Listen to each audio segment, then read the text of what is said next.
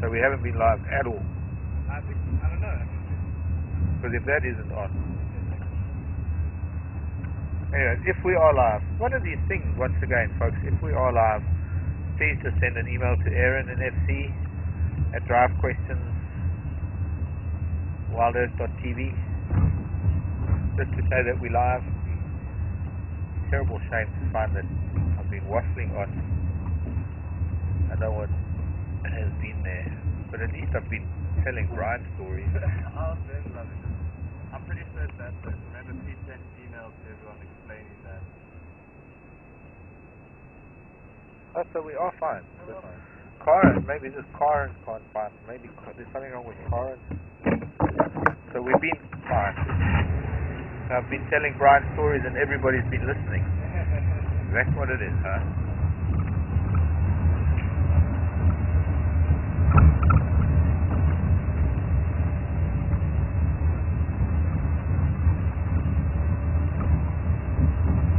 Still haven't found a single track crossing here. Which means I'm going to have to travel south down central to see where these others might have crossed.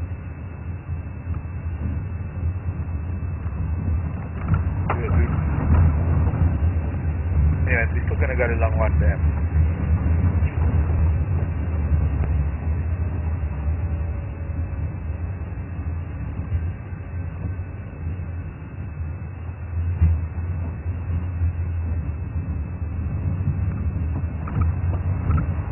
Oh, little Impala.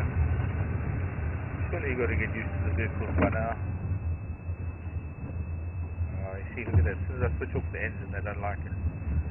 The sound of the wheels crunching on sand is very different. I don't know what it is. I've heard of Impala here. They spread out across the road. Relatively thick bush and long grass.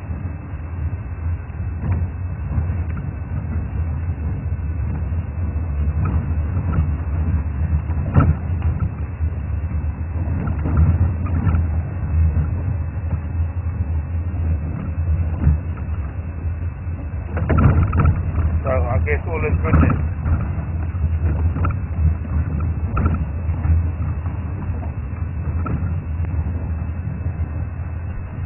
Oh, you mean, so I'm just curious.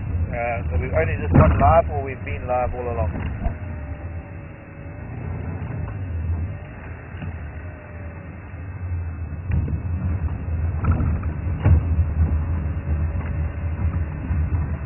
So we haven't been live all the time.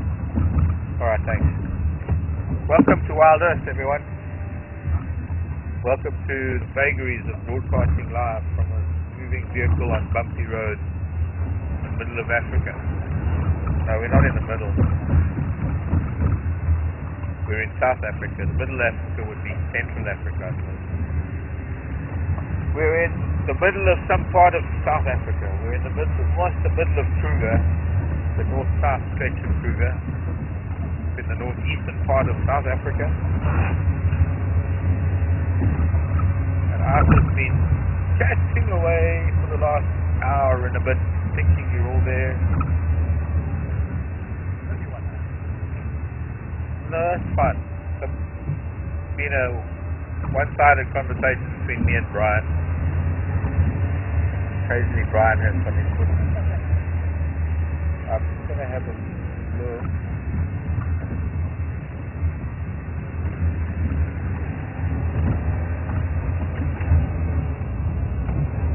I may have missed that track, and I may kick myself later. Actually, I think this block is too big, if I'm not mistaken, to do this whole big block to TC Delhi. Although there's 6 to 1, half a dozen in the other. Either way we go, we can either waste time this way or that way. So we can maybe do a loop around Ballinites up to the southeast. Yeah, that might work. That might isolate where these really went.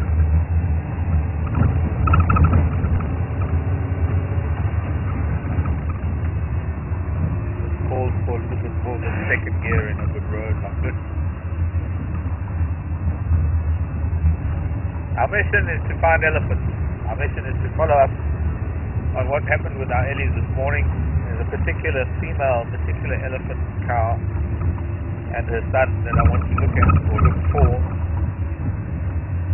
because they did a little bit of a Houdini this morning, climbing over the fence. Quite comical actually. Quite wonderful. I have seen that on many occasions.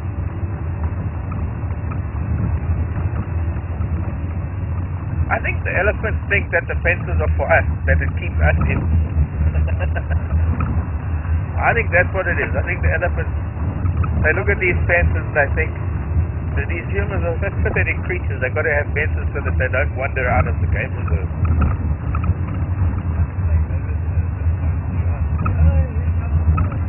Yes. Yeah. Look. Yeah, that could well be.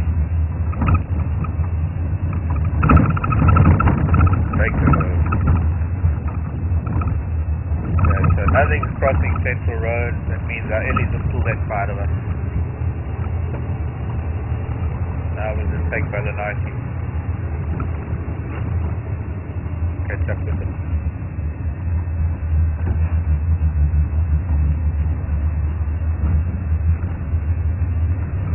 Elephantum. Wow, what a wonderful book to read.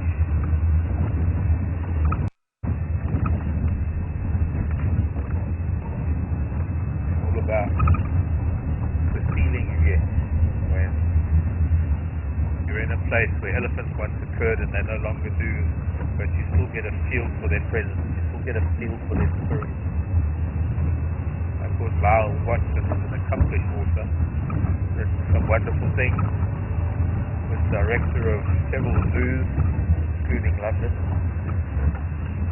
was also student of the late great, maybe not so late, forgive me Desmond if you are still on our planet, Desmond Morris, an ethologist of note. Ethology being the study of animal behavior.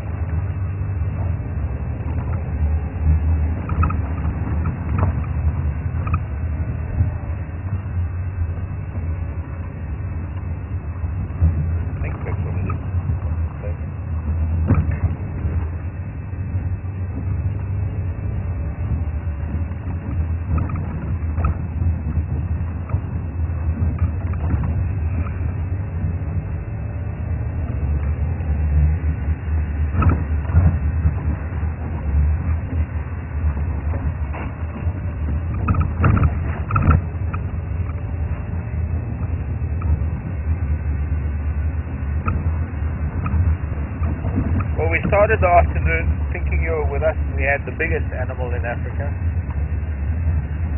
No, not the biggest, the second biggest. What am I saying? Pardon? The tallest, yes. We had a family of giraffes. We had a wonderful old man and a female, a cow, and a little one. A youngster of maybe about a year and a half. And then we got to Waxel Dam looking for elephant tracks, and there were a couple of buffalo bulls. And I'm thinking that it was somewhere after that we discovered you went with us. We have a computer that is not behaving.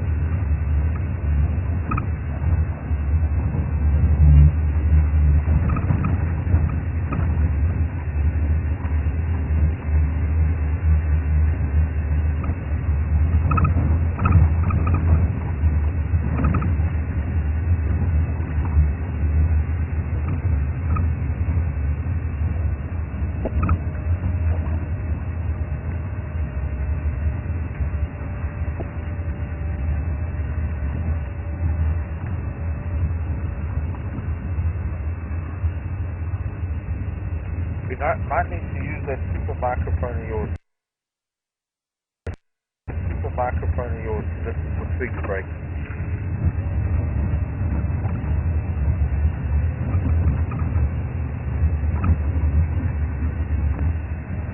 This is more or less where we ought to be seeing some tracks forward. This is this one.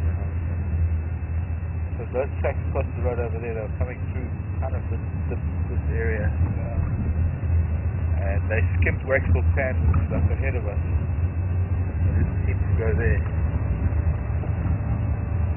Unless they were still making their way there. But I'm hoping that I haven't missed the tracks yet.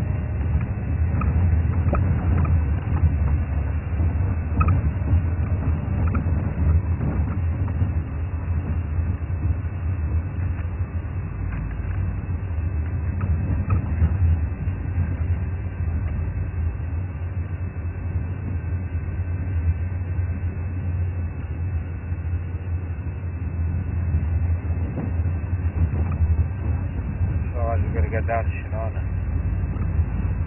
Oh, that's interesting.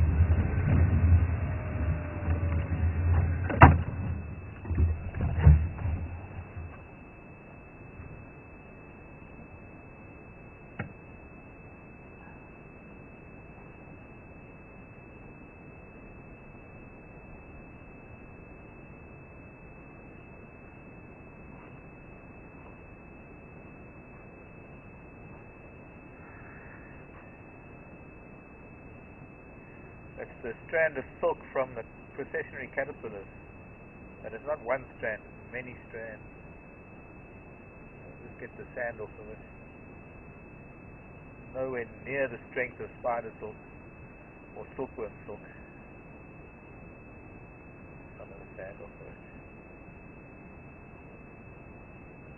Silk being a protein that is produced, and it gets squeezed out of the silk gland like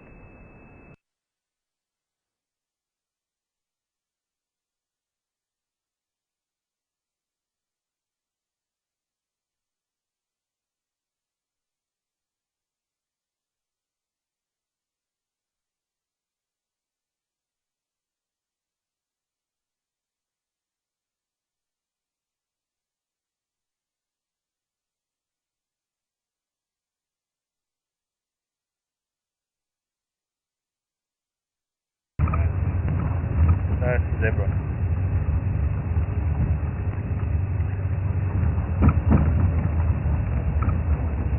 I need new glasses.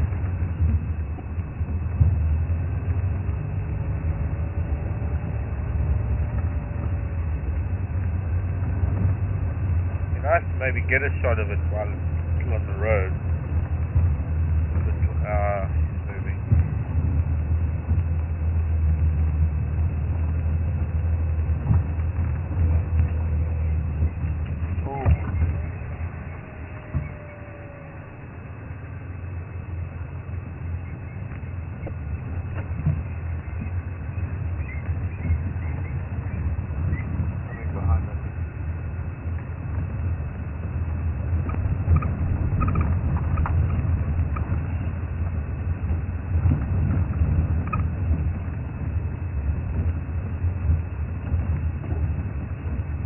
Try to catch these francolins.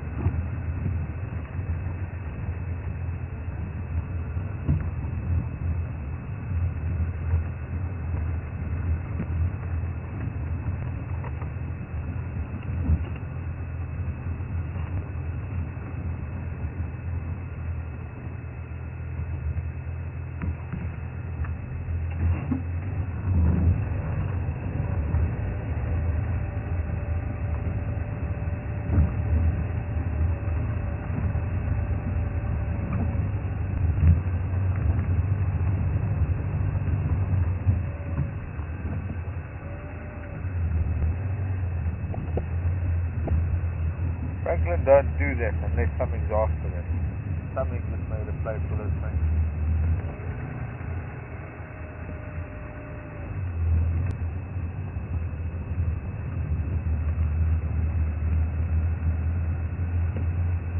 Something else, I don't know what it is, but it's gone.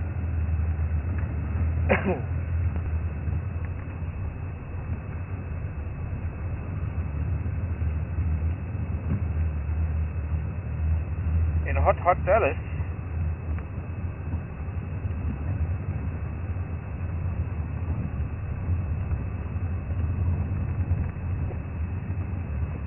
hello Linda. Welcome to our drive this afternoon. In Dallas, hot Dallas, I think.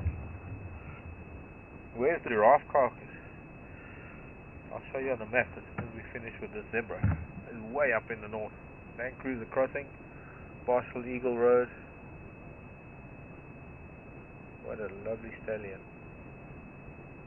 See how thick his neck is. Looks like he's wearing socks as well. Maybe been standing in some mud. Also, we might even hear some branches breaking. Oh, we stopped listening.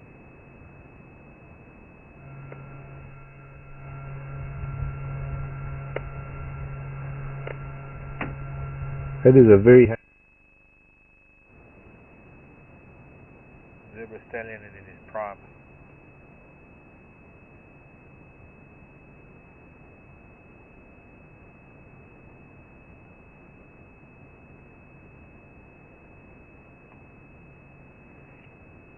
So Linda was saying there was something posted on the Thornybush page about a giraffe carcass. No one known about it for 2 days now. It was a lioness that killed it, the mother of, I think, the small cubs of the black dam pride. It is way out in the top of the reserve, way up in the north.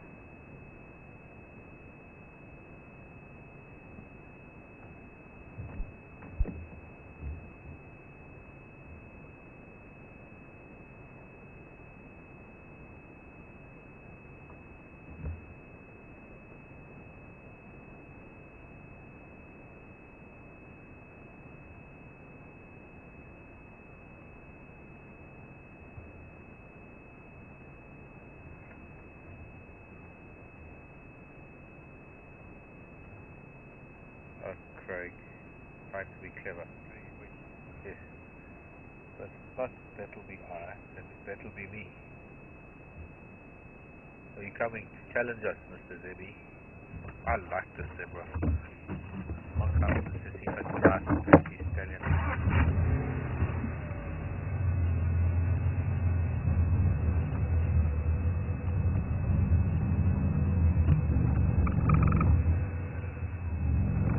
Blake wants to know how to tell the difference.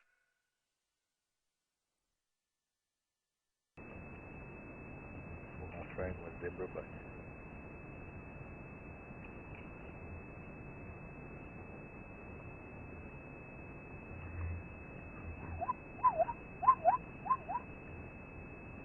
How are we doing, Aaron?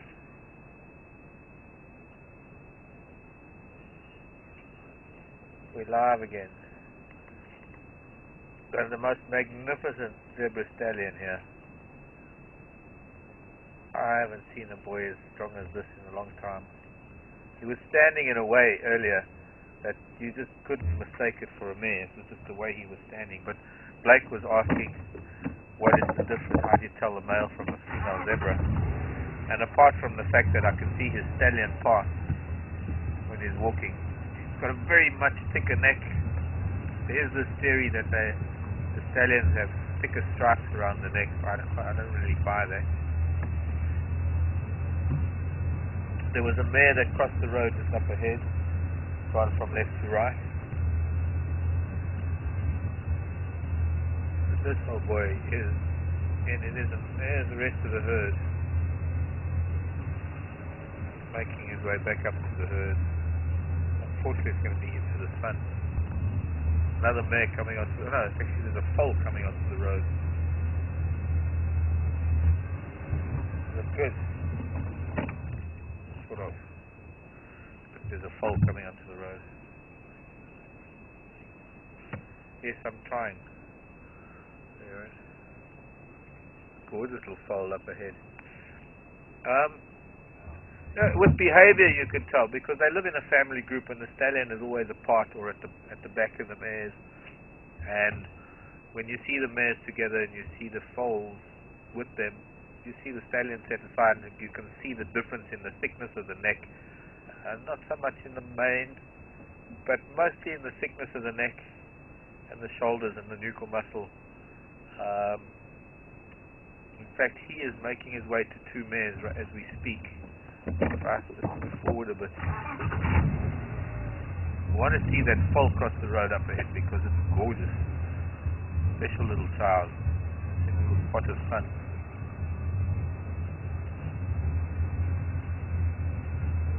Oh, two mares having an argument.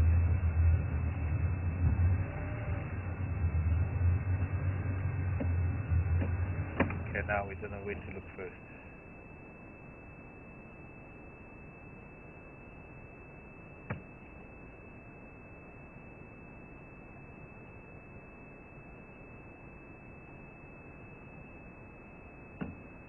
Okay.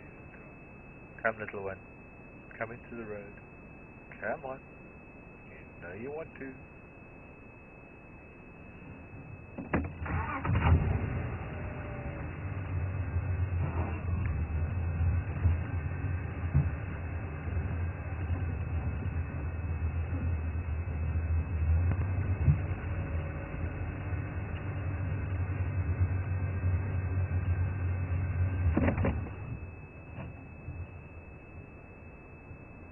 Just too cute. It's still got to grow into its stripes.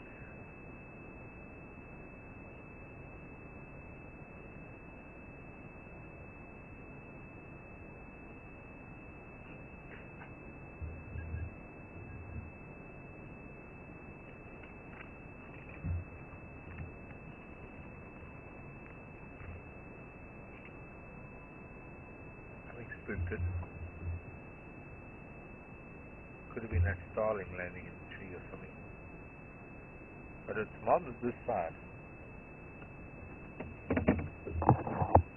Sure, because it wouldn't be that far away from those two mares. Their foals would be following its mother. Oh, here comes mom. Wait, let's just stop. Here comes mom. Coming to see where baby is. Isn't that pretty girl?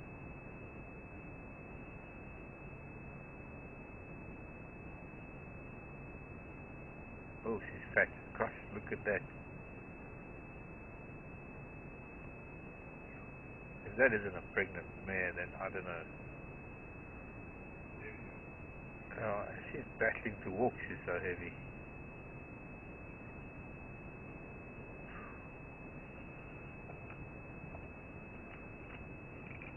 She's like she's carrying twins.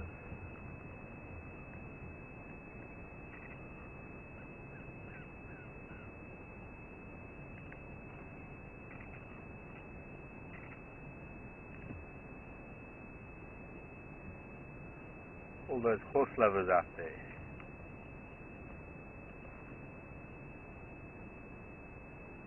We're moving. Or we were. Still are. Still, a tiger's got a life of its own.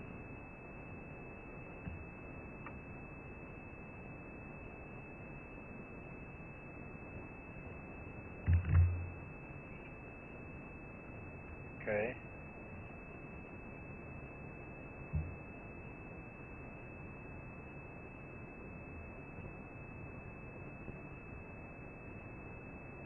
Hello, Blake, again. Very interesting question. Regarding the stripes on a zebra. That's actually a very interesting question. Because, well, the question that Blake is posing is the stripes on a zebra. Is it merely for camouflage or does it serve a biological purpose?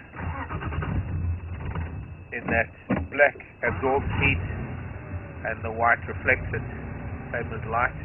Yes, mostly the heat. And yes, Blake, very much so. In fact, the new theory is, in fact, very similar to the patterns on a giraffe, in that with the black absorbing and the white reflecting, it creates these tiny vortices of air over the body of the animal that helps reduce the heat in the animal. So that was definitely the foal of that mare, because it's now run after that mare. But yeah, interesting that you know that, Blake. But all part of thermoregulation, the body's self-regulating method of regulating its own body temperature.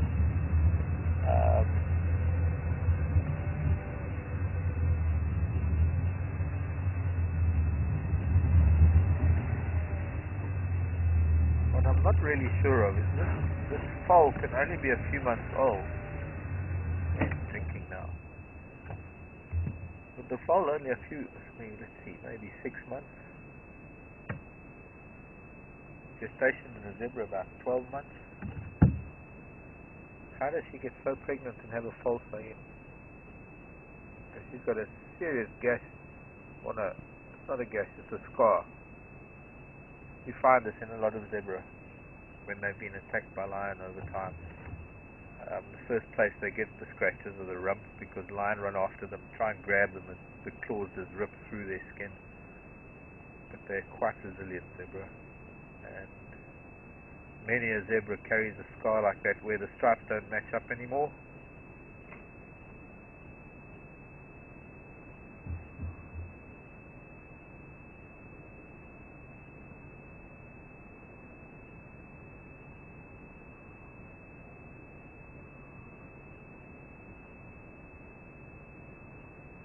Gosh, she's huge.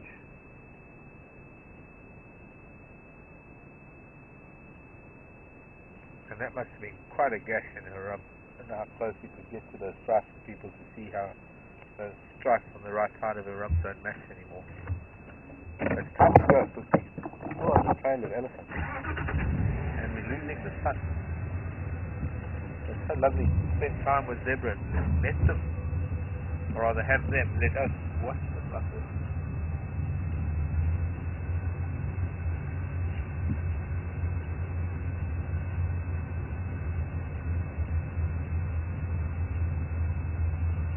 Thank you, Madam Z. Madam Zigara.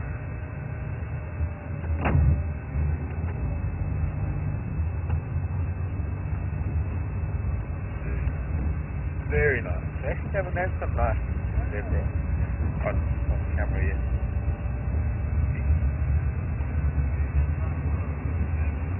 Yeah, I was just rolling down my cheek. I can feel there's a little bit of chill coming into the air. Sun's losing its strength very quickly.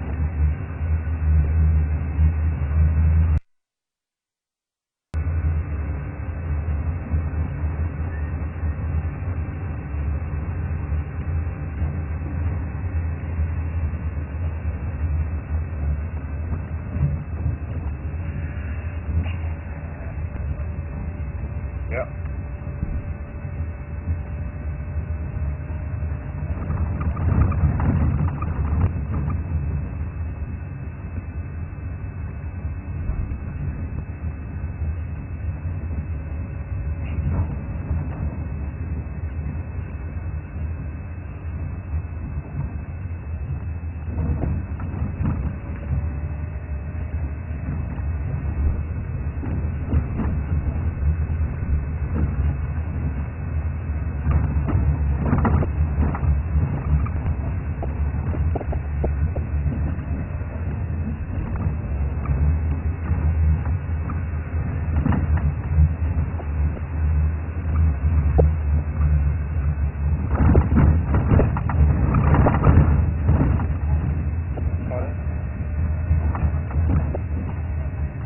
Monkeys crossing the road.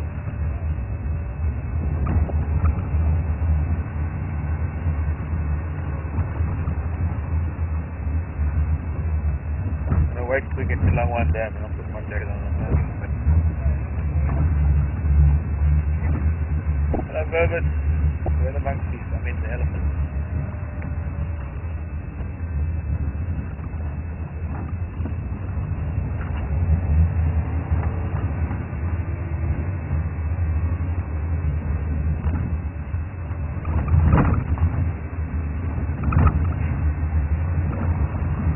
Day.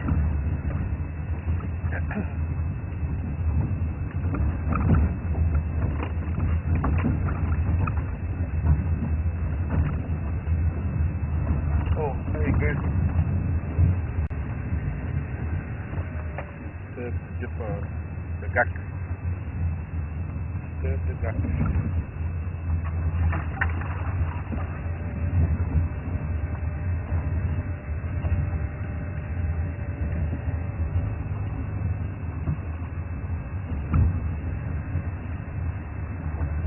Listen again, I guess.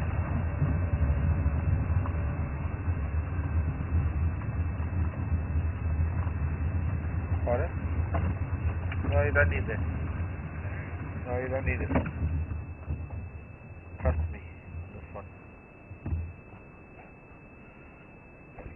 Time to put on some layers.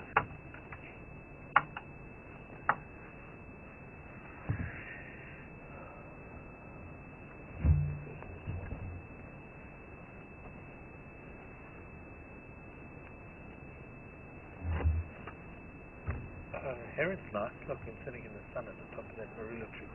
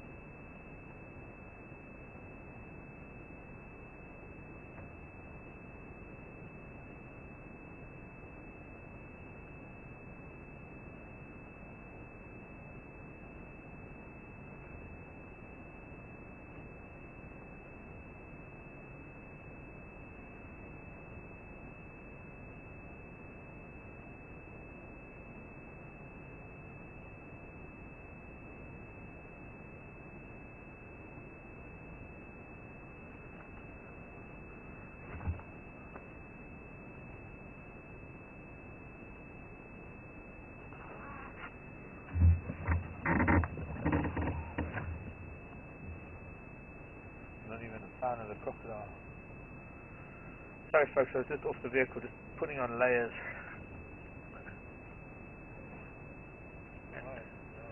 Getting the neck warm, getting the feet warm.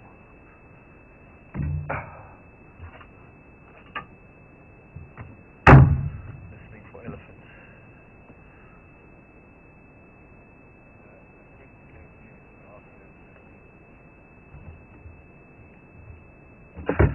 Okay.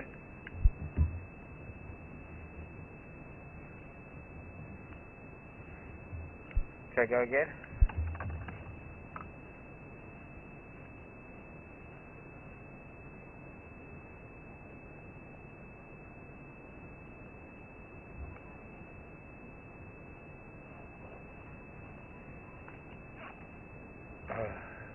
Okay, let's move on. Move back. Go down Longwan Road. Still determined. They didn't come this far. They might have come to that side of the dam.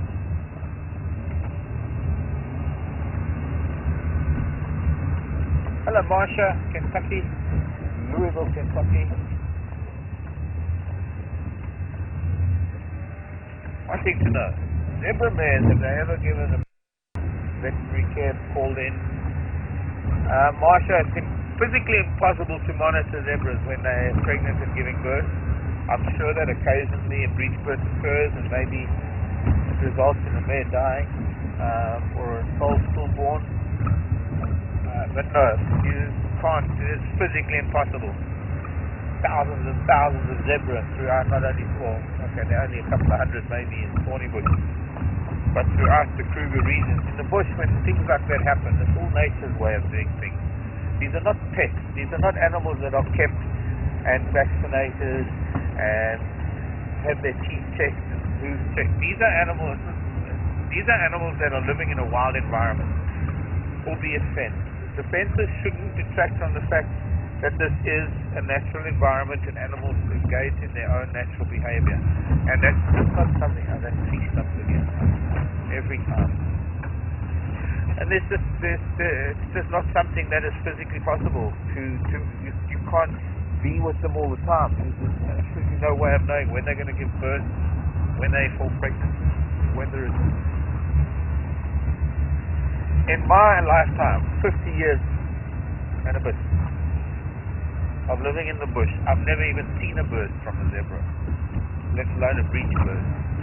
If I had to ask 100 guys how many of them have seen a zebra giving birth, you might get not even, actually I doubt even one of them will be able to honestly answer.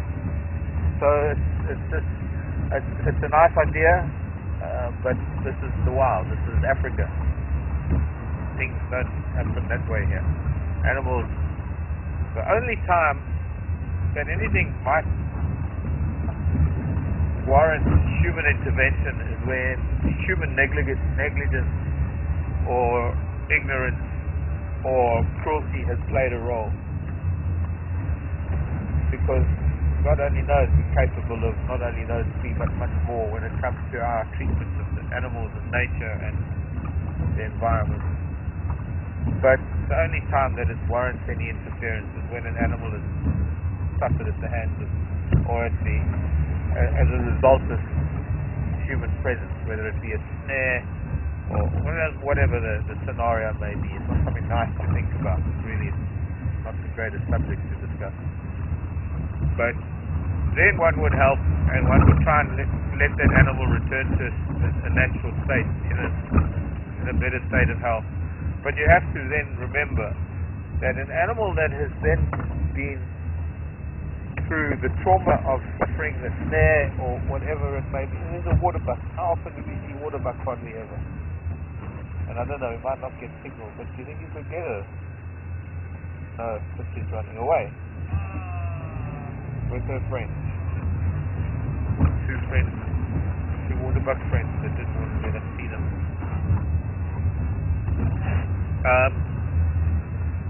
There is a lot of trauma involved, not only from the injury or whatever it is that the animal sustains, but also from a point of view of having to go through being darted, being drugged. And there's one thing that a lot of people don't realize. When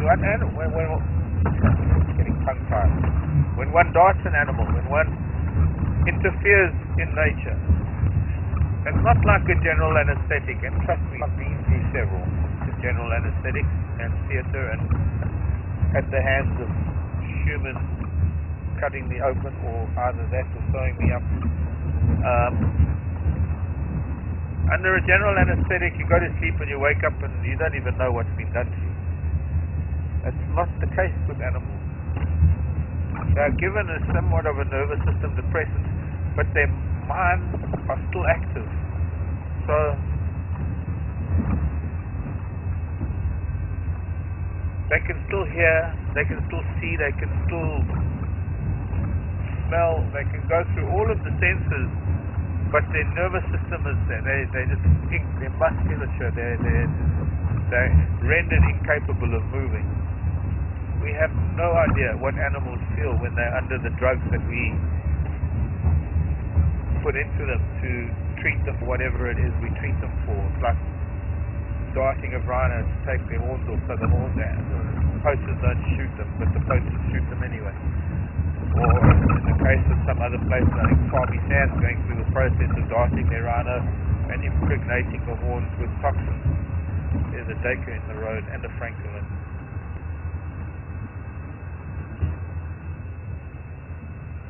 Franklin's gone. What about Dacre?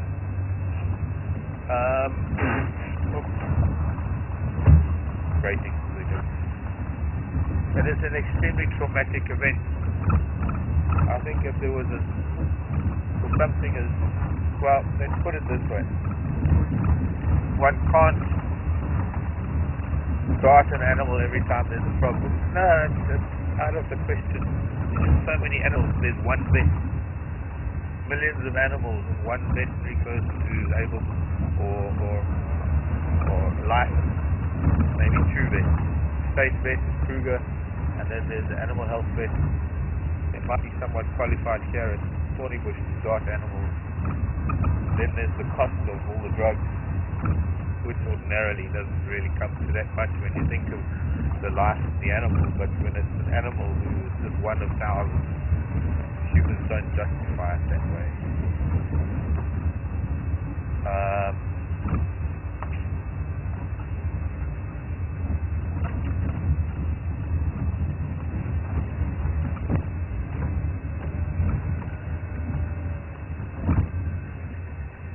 Go back up the cut line to find these early. I was so convinced I was going to find them, so I had something to track, and we were doing loops. Pardon? No. There's buster up the cut line there. But, yeah, I'm just thinking where best. I think it's best to go this way. Tomorrow.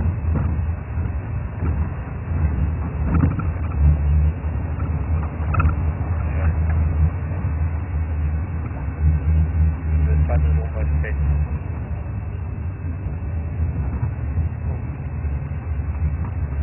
Sun is almost zero.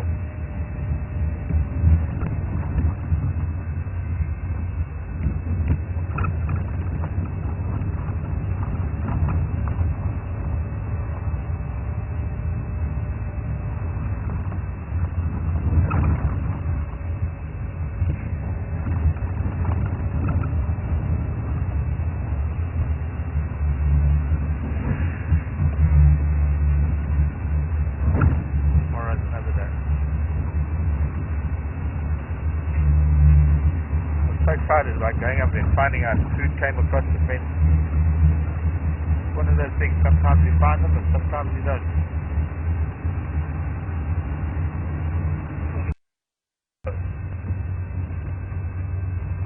Because, to my knowledge, zebra aren't in the habit of adopting other zebras' foals. Maybe it's a little bit older, but I don't think so.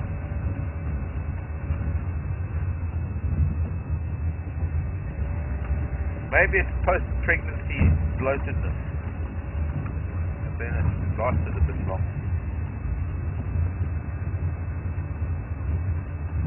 I know it's an interesting scenario there, because that is by all appearances a very pregnant zebra and a rather young foal, and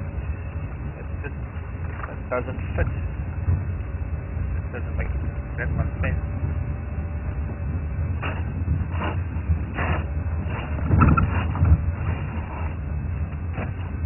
Also the stallion.